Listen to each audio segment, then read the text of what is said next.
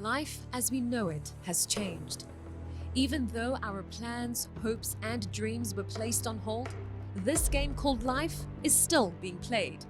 There is no timeout, halftime, or final whistle. It's changing, growing, and evolving, and so are you. It's not about being able to fulfill your dreams right now.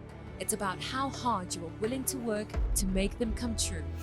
And although we are apart, we are still playing a part together. Don't let the fear of missing the goal keep you from playing the game. So don't stop. Play on.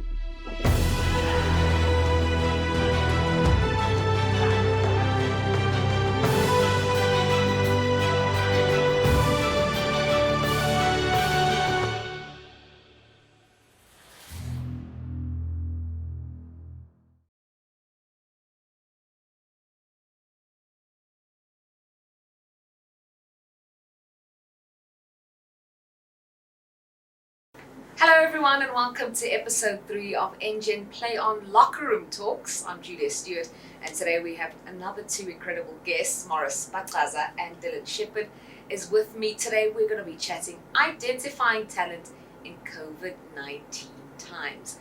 Before we get into it, let me introduce our host club for today, Wanderers Football Club from Cape Town. Let's hear a message from them. Hi, my name is Eric Goom from Wanderers Football Club and General Manager of the Under-18 youth team. I have been a part of this prestigious tournament for 2 years, and seeing the positive impact it's had on developmental football makes me beam with pride. I would like to express my gratitude to Engen for their commitment in growing the beautiful game of football.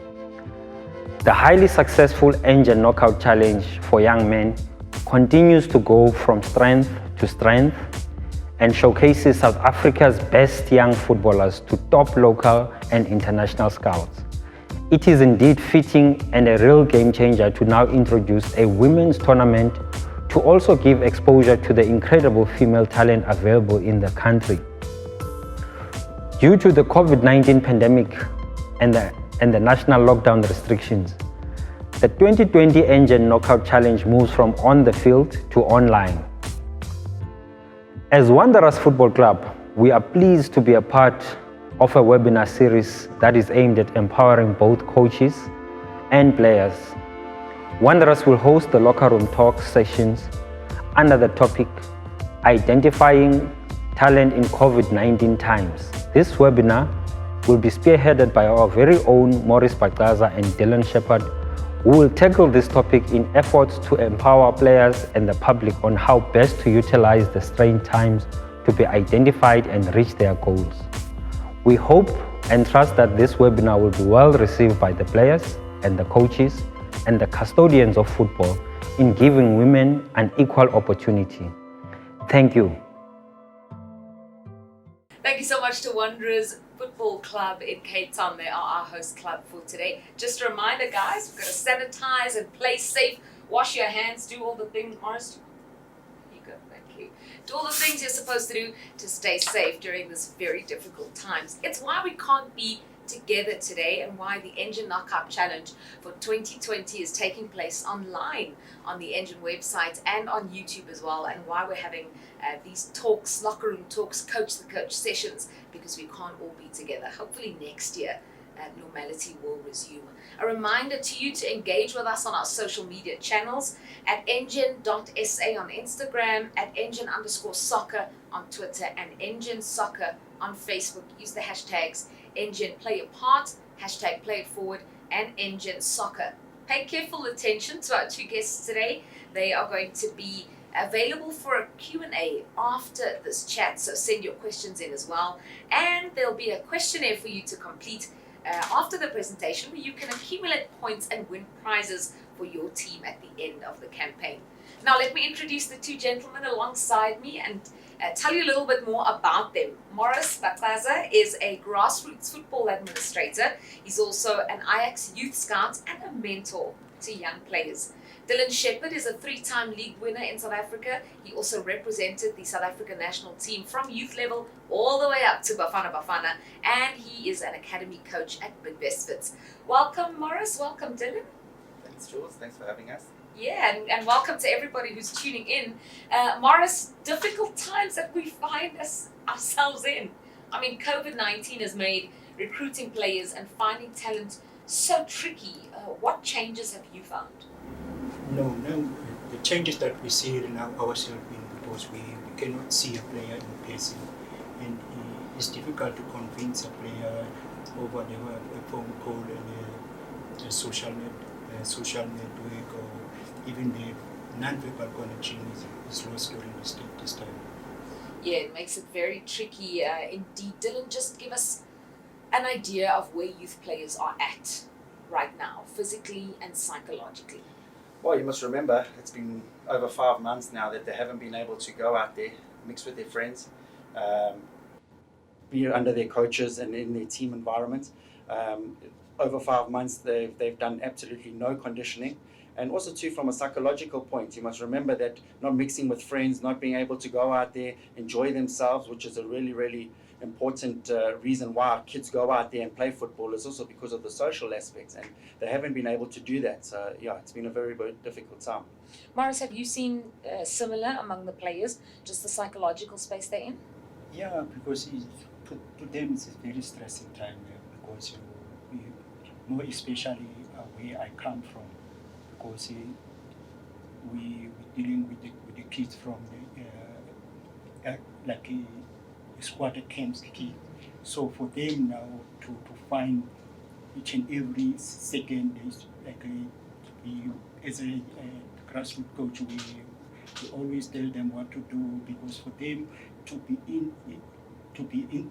in the, like, to be with the family, not see the friends even at school. So it's very stressing with them, because most the young boys, they always want to kick the ball each and every time. But now, stay at home. That's what they are doing now. How do you even find talent in a time like this? How do you scout now? Julia is difficult, but what we rely now, we rely on the deep keepers, and even because we know we always on social media, because some of the players, they post the videos on Twitter, Instagram, and Facebook. So we also are looking at that, so that before we gather all that information, then we download it, and then we save it, then we send it to the team or our head of youth, so that you can look if the coach is happy what you see, then take a risk, and then we invite the player. Maybe we'll invite the player maybe on November month or February month. You know, Sheppy, we've seen that the league has been able to finish here in South Africa, but the focus has been on professional football, the top 2 divisions, right? The MDC wasn't able to be finished. The Engen Knockout Challenge, we're having to make other plans. I'm just wondering how, you're talking about psychological space that the players in, and the fitness levels of the players right now. I'm just wondering if you can just give us a little bit more insight into what this period will mean for kind of the future. Well, I think as coaches, we need to be a little bit more creative, because remembering that kids are coming out of a long period without playing, and if things are not, if training sessions are not prepared, and from a psychological point, that kids got to have fun again, because coaches will come and just concentrate on the conditioning elements and think, listen, run around a field or do laps or whatever they need to do. But kids, like I say, psychologically they haven't been able to play the game they love. So it's important that we make it fun, enjoyable, so they get that love back for the game, and then we can start focus on all the other elements. You're an academy coach yourself. I mentioned it in the beginning. How have you managed? Because yes, it's difficult on the kids as well, but Engen Knockout Tournament is also about giving coaches a platform. So how have you managed? Have you stayed in contact with your players, or how have you managed? Yeah, Jules, it's been very, very difficult, to be honest with you, because a lot of our kids come from underprivileged backgrounds. They've all had to go home. So a lot of the kids had to obviously leave the academy and go home to where they live. And it's been difficult to keep in touch, because a lot of them don't have data. After lockdown, they weren't able to leave their houses. So, to communicate has been very difficult. So there's been a handful of boys that we've been able to keep in contact to give them programs. But yeah, like you say, now we're going back to 5 months and they need to come back to football. So it's a very delicate situation. And for us coaches, we need to be hands-on. And how have you, Morris, kept in touch with some of the boys that you mentor? And I'm not sure if you have girls in that group as well, but how have you kept in touch? How have you managed? And I guess motivation is also playing a part in that, just trying to keep, footballers motivated. How have you managed during this time? You see, ma'am, the Julian, now what we actually do, because at least we have the opportunity to chat with this boy before the lockdown.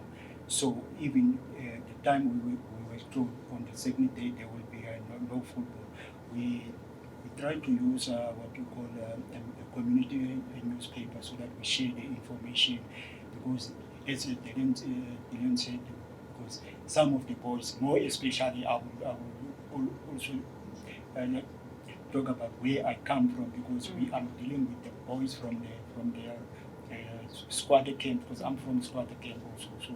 So those boys is even for them. Data, they don't have data, they don't have smartphone, all those kind.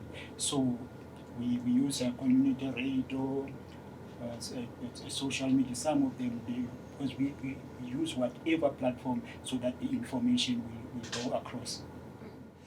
Morris has mentioned social media twice now. Players need to stay active, I guess, on socials and market themselves as well. It's a great platform. No, it is. A lot of kids, if you go onto Instagram, the kids are on Instagram already from 11 years old. So if you go on Instagram and you see the sessions, the kids have been really, really creative, and that's a good thing, And you see the little sessions that they're putting together, and that's also what is it doing is getting them outside, because the kids with their TV games nowadays and their cell phones, they sit inside, and so now they've been forced to go outside, and that creativity has come out, and then also too they're putting in the hours is what you need, because in that age they need to be perfecting their ball skills and their ball mastery. And like I say, a lot of the kids have been really, really creative. And checking out YouTube and trying to copy some of the stars that we all love, I suppose, is another element of it.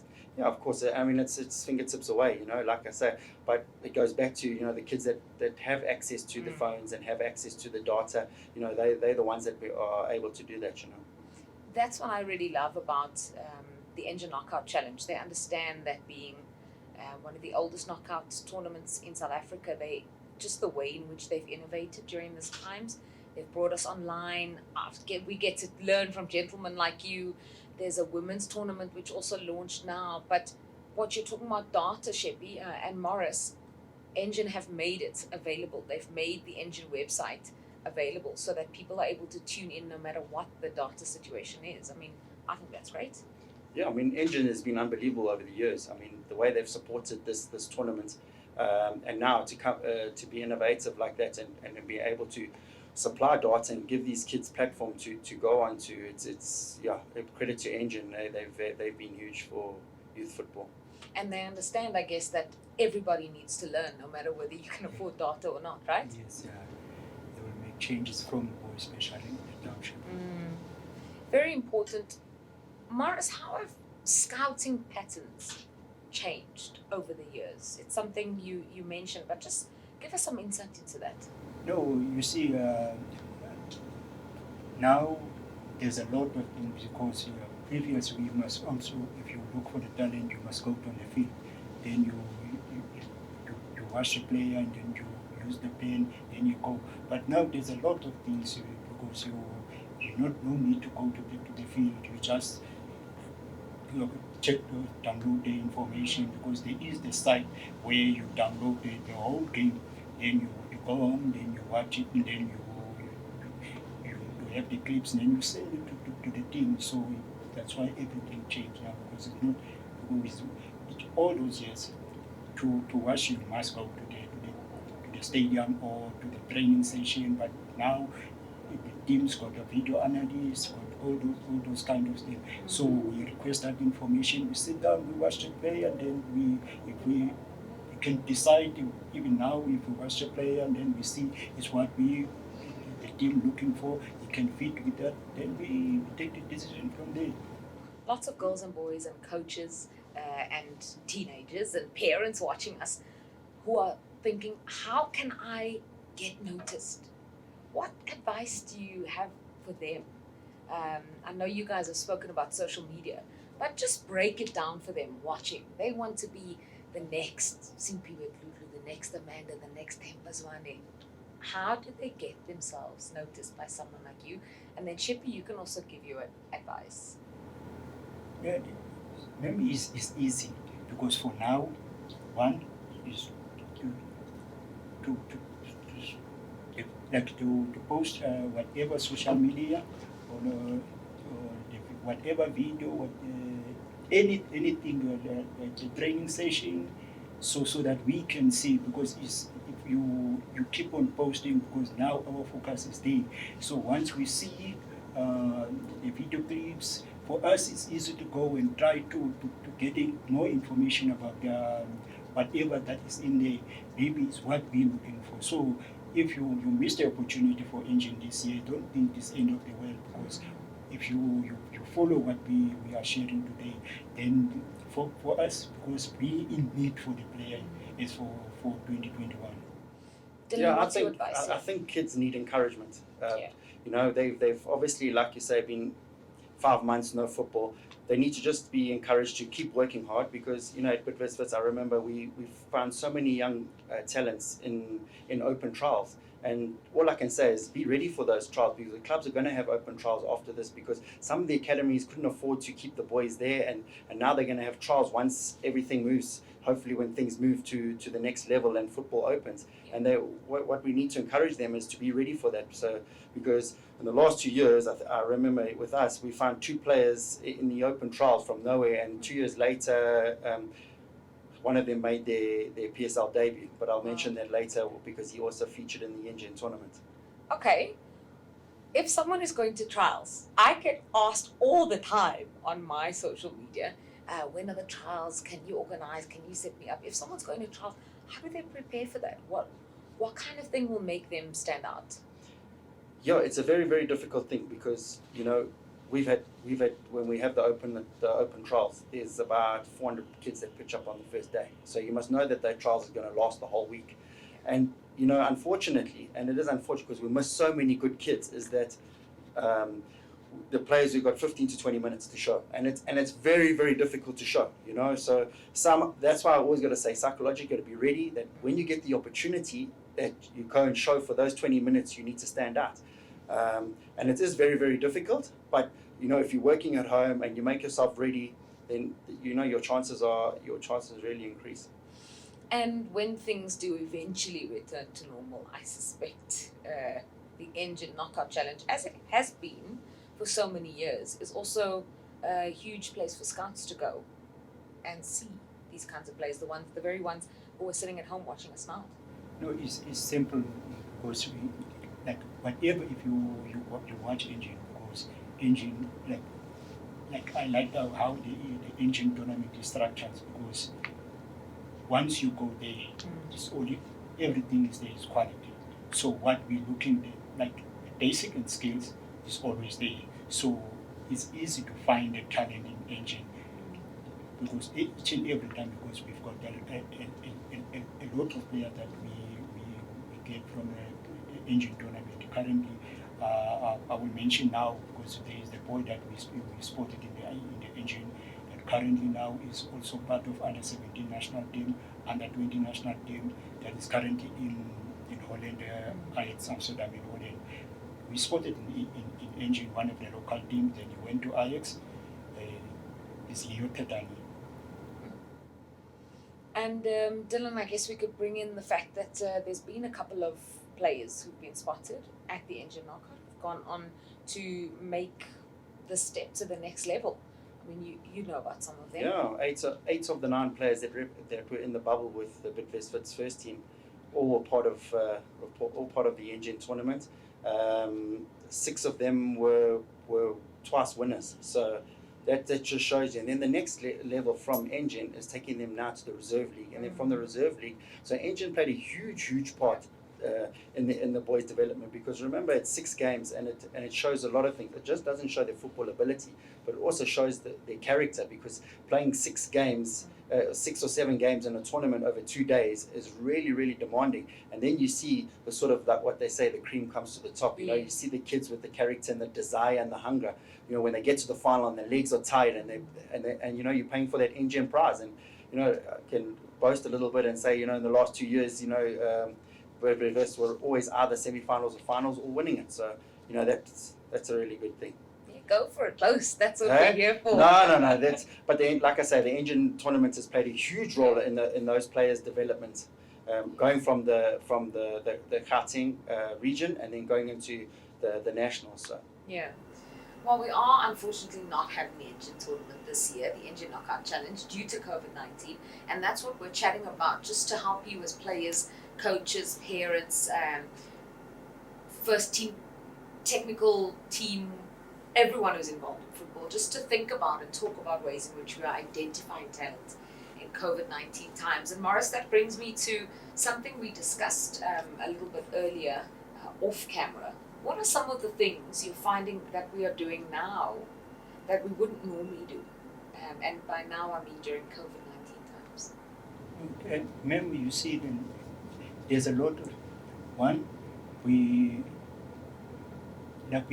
see, normally each and every weekend or whatever tournament is, we got our camp chair, we go to the field, we watch. We watch talent. But now, as we prepare for 2021, so there is no football. But we more on the office to gather all this information. Because we know we rely on the agent, on the social media, so we gather all that information. Because in our academy, so how it's we've got what we call our head of youth, so and the head of scouting, but they're working together. Yes. So we take that information, we discuss among the scouting department.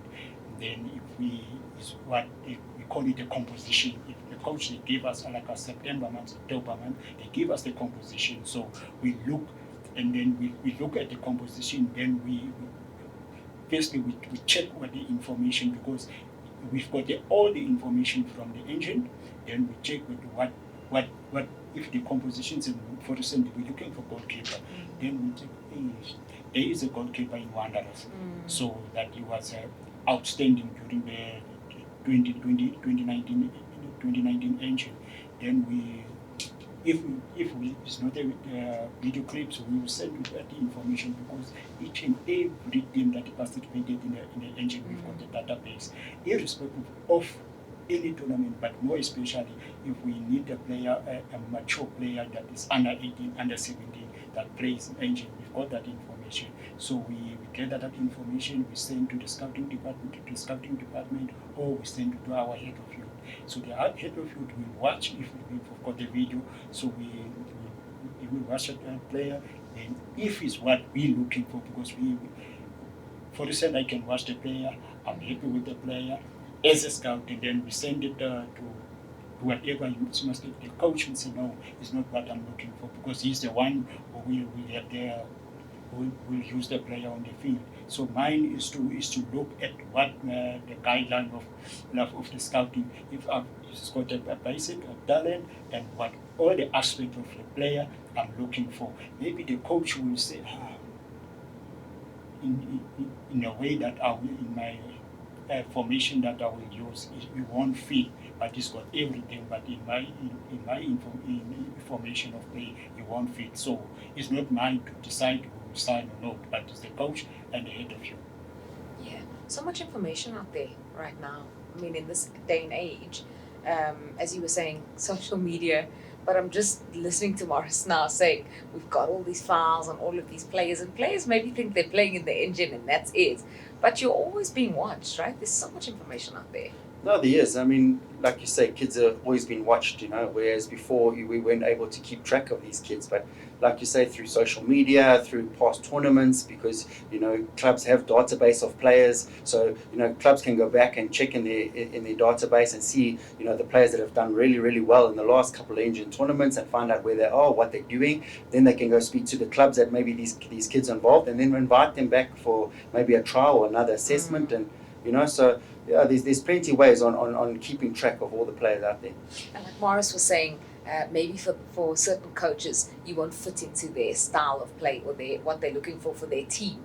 And I think about that player from, his name just escapes me now, but in the bubble, we watched a Bloem Celtic game, and you keep telling me the story. You've said it about the guy who couldn't make it at a second division team, and then suddenly now plays every game. You tell the story. Yeah, Ngobeni. So he came for us. He was 22 years old, or 21 at the time. I was just retiring, so I played with him in the SAB team a couple of games. He managed to make one appearance for MDC. For some certain reasons, he went back to our SAB team. He got given his clearance and he went to trials at Celtic. Pushed up at Celtic, and now he's played a full season. He's been one of the outstanding players playing for Bloemfontein Celtic, and what a great kid! Humble, work ethic, and it just shows you that it's never too late. You got to just keep, your dreams and aspirations. Yeah. It's never too late. And that thing about talent identification, trials, being prepared for trials, as you were saying, it just goes to show there, I guess. And sometimes, as Morris was saying, you may not fit into the one team, but there could be space for you somewhere else. You never know. You see, it's always what is that Dillon is saying, because even from where I went, because there was a boy that we only for one season, because we spotted the boy from Oudtshoorn, also in Engen. Then only last one season. Guess where the boy is now? He's by Maritzburg now. So, but it's also pastor of MDC as well. So, with some of the coaches, like as a scout, we will see something out of the boy.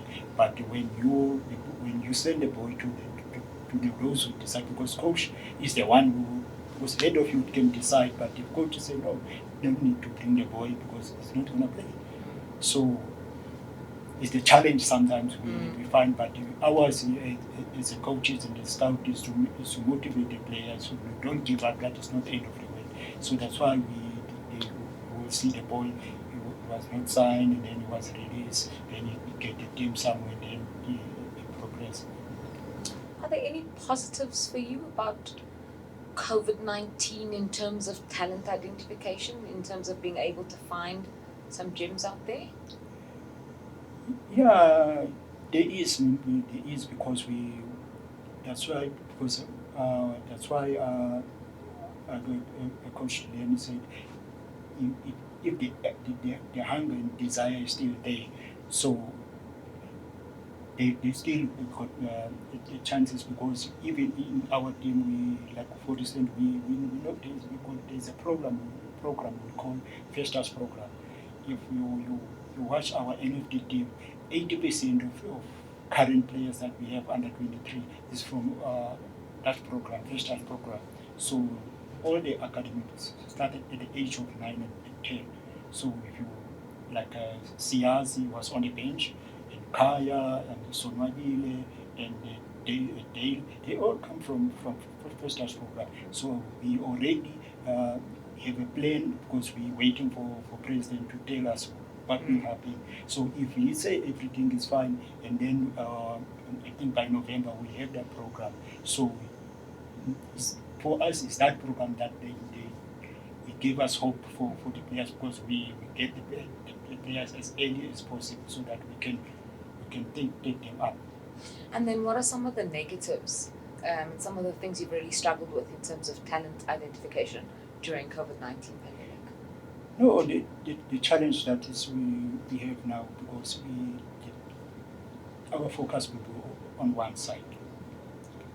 Because a township, because some of the academy boys were given programs. So you will find a boy from suburb areas, he's got ample space around to do the session, but you will find a boy from, for instance, in Kylie Chan. You know, most the squatter camp is even not less than 1.5 meters apart. So the boy won't even get the chance to juggle it with the ball around. So that is the problem we will face. But that's why Coach Dillon say we might, as a coaches and the scout, we must be creative, because our creative that we must also liaise with our coaches. Coach, if you you find a player in the township, so now what we, because the fitness will not be, maybe the first touch will be not there, like with the skill you will find like the movement, but without the ball, but the movement with the ball, maybe all that thing will be lost now. But if we can be patient for the ball, we take more time to assess the player, so that we get him at least, because most of the player, we take the player, if it's 60%, then it's ours coach's job to take the player to 100% fitness level. So now most of the player will get zero, like the township will get zero, maybe the ball from the suburb area, maybe we'll find a 50%, but not all of them will be in that 50% level of fitness. But at the township, I'm 100% sure there will be a 0% if we be creative, to give them the more time to adjust what we in the training session, then we will. Same question for you, really, Dillon. What are some of the positives and negatives about talent identification during this period? I think, Engen locker room talks is going to play a huge advantage, because if you see this gap that nothing's been happening in this time, so coming up with an initiative like this is really, really going to help.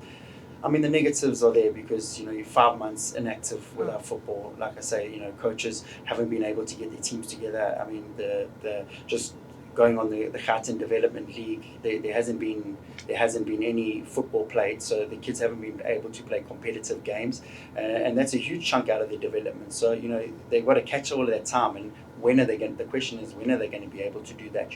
We're talking about only football maybe starting next year again. But like I say, thanks to Engen with the locker room talks, and hopefully this can bridge a little bit the gap. And kids can get excited for football again, because that's the most important thing. Yeah. What does the postponement of the Engen Knockout Challenge 2020 really mean for players needing exposure, the younger players needing a match experience? What does it mean for them? You must remember the Engen tournament brings all the best LFA teams and the best academy teams together playing in a tournament. So you get kids that are playing for the LFA teams coming to compete against the so-called big guns, in the tournaments, and that's where a lot of the players get scouted. So from a scouting point of view, a lot of those players are going to miss that opportunity. And then obviously from a academy point of view, the Engen played a huge part, like I said earlier, with regards to coaches now seeing if their kids are ready to now make that step into the reserve league team, into the MDC. And this gave them great opportunities. A lot of our boys, like I said, they went straight from Engen into, and if you look at the season that we had last season with our reserve team, ending close to top of the league. So, like I say, Engen played a huge role because they were winners, and then obviously in the nationals we got a semi-final. So it was a huge contributor, and also too, because it brings all these teams to one venue. Agents also play a part. Agents can see these players and create opportunities for them. So that is not here. So yeah, it's going to be a very difficult one, Jules, to fill that gap, to be honest. Did you want to add something about that? Just about the players needing exposure and kind of how difficult it makes it. But I think Dillon did sum everything up. What I want to ask you is, what are you looking for in COVID-19 times? Maybe players out of contract or clubs who are short on cash. Maybe you can expand a little bit more on that. Yeah, currently we call it damage control, because for instance our academy is structured because we've got what we call APC as well, and we've got under 18. So now I think before the bubble, we promoted I think 7 of APC players for NFT. So there is the gap, but where are we going to find the players now? So what we sit down because we don't even chat like that in our scouting department. But we see opportunity at Wits. We see opportunity at Polokwane City and some of the players, the team that were relegated because if you look, there's a rule for under 21, under 22, under 23. So we know some of the teams like Vets, they even in their first team they got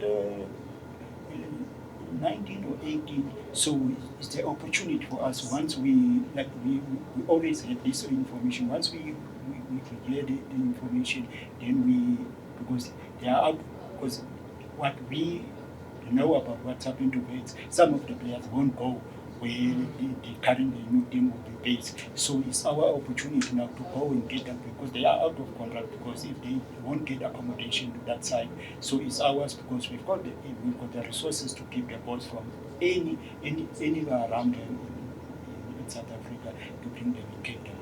So it's clubs that have been sold or maybe in financial trouble? Yes, like any player that, if a player is released by any academy, so because it's easy to if you read whatever community paper you get, there is people we call it the tip givers. Even it will be the media guys or whatever we see, Vets is a released technique player, then we will jump for that player, then because we know he's got full package. You cannot be 5 years at Vets, but you still average. That's why we will go with that rule. Jules, I agree with what Coach Morris has to say, because we got a player that was rejected in Cape Town from Ajax and Hellenic, and he's ended up playing in the Under-20 World Cup, scored a goal. He's now was man of the match in our last game against Polokwane City. So it just shows you that you can be rejected, at the young age. But if we go back to those same words, the hard work, the work ethic, the desire to make it, a couple of years later, he's playing at the highest level. So it just shows you. And he was a winner of the Engen tournament again. So. And people talk. I've seen how you and some of the other members of the technical team, especially in the bubble, were chatting about players and young players and this player and that player. So people are always aware of who's around. I mean, football is a really relatively small community. No, it is. And, a lot of the young players, because of COVID, would have never got this opportunity to get called up, because there were a lot of positive cases and a lot of players out of contract who didn't agree with their teams. So the youngsters from the reserve league were called in, and from our situation at Bidvest, we gave 5 youngsters an opportunity to make their debut, and all of a sudden we realized that, listen, they can play at this level, and we would have never known if it wasn't for this situation and the COVID and the bubble and that. So it has given them the opportunity, and now they've got a football career to look forward to. Just to wrap up, we are nearly fresh out of time in our discussion here today, episode 3 of the Engen Play On Locker Room Talks with Morris and Dillon.